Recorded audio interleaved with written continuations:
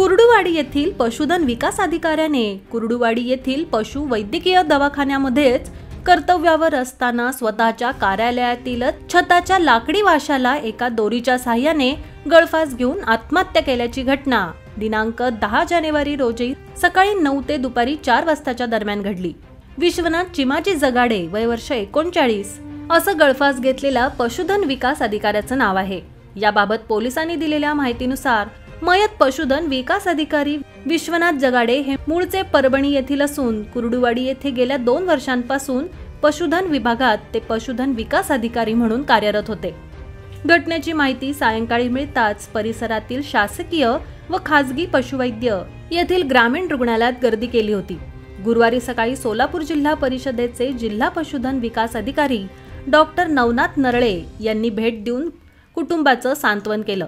कुर्डुवाडी येथील ग्रामीण रुग्णालयात शवविच्छेदन करून सदर मृतदेह नातेवाईकांच्या ताब्यात देण्यात आला।